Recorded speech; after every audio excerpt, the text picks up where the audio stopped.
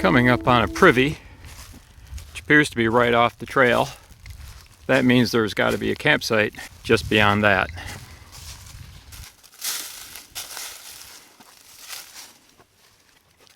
A latch that works. I think fairly new wood. Roof is solid. Screens are still in it.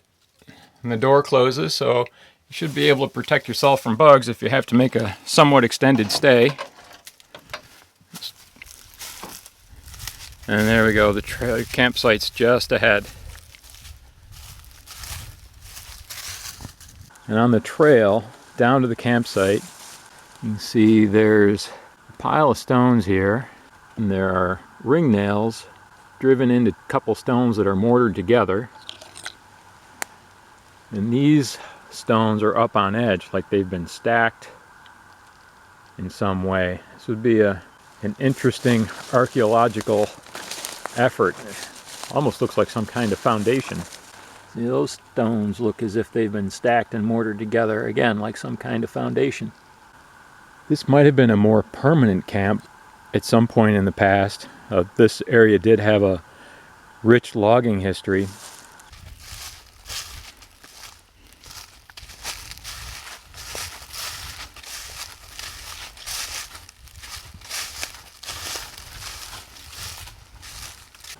So if you're sitting behind the fire ring, looking out toward the lake, your view is basically to the northwest. You've got the boulder there, and then beyond that is the lake. You have to look through the trees, but you have a very nice view of the lake. Your sunset's going to be from over there. You should have a nice sunset view over the water. Sunrise will be behind you through the trees. It will be a fairly closed-in canopy over the site. It will be a shady site. When that tree leaves out, you won't be able to see the sky very well, but if you look through there, you will have some stars that you can see. It's been a couple weeks. I wanted to show you what it looked like from the water, but I also want to show you how close the trail is to the campsite anywhere along here. It's actually fairly close. You'll be able to see people pretty easily. You'll hear people walking by when they walk by the trail. I've already had one person walk into the camp while I was here. Coming along the trail, I think he was checking it out, trying to decide if he wanted to plant his flag here or if he was up to continuing on to the next campsite. In the direction he was going, the next site is quite a distance. You can see there are some hemlock trees here. There's some other trees a fair distance away from the campsite. They give you some branches for a bear hang. This is bear country, so you do need to do something to protect your food and yourself and the bears. Only use dead and down wood, please. It's illegal to cut any standing trees, even dead ones, here in the Forest Preserve. I'm not sure what that might have been, but a tree has actually grown up through it. Old piece of metal. Very old by the look of it. So there's an example of a widowmaker. Piece of a limb of a tree that fell and got caught in the branches of another tree, just waiting for a good wind or the right moment to finish its drop down to the ground. You don't want to be underneath it when it happens. I'll walk down to the water and get some water this morning. You can see one of the nice things here is you can get out on these boulders if you're very careful, and the water's deep enough to dip, get some good clean water without having to stir up the bottom. That's always nice. So I used Katahdin pump filter for years. And that's very heavy, so when these gravity filters and other systems started coming out, I got interested in them. Had a life straw. That worked pretty well. I thought I'd give a Sawyer a try. I have heard people complain about these bags. If you're just dipping them in the water, they don't fill up very well. It's very hard to get water into that, especially if it's shallow. There you go.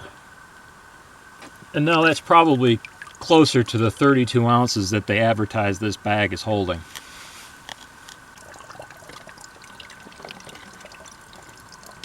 You can see the bottom here, directly in front of the camp.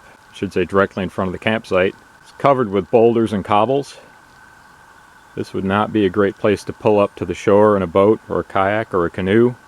Just beyond the camp there is a sandier area that people use for a landing site.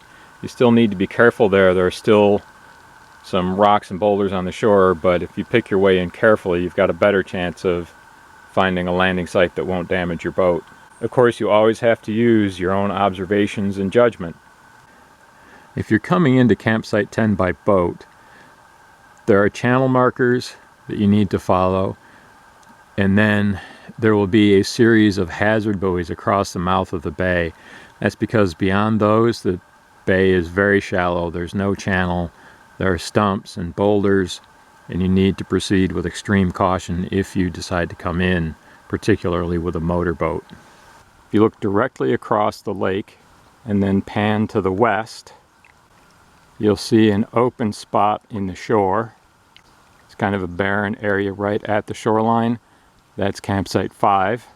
Campsite 4 is to the left or farther west of that, with a large pine sticking up on a point. And then all the way out at the point is called Burnt Rock. That is campsite 3. Your nearest campsites on this shore are a fair distance away, and they're through the trees. So you should be fairly well protected from any sound, and you definitely won't see anybody from those campsites. One of the things you will hear here are jets. You're underneath a military training route, and they will be flying training missions over this area. You can hear them here frequently.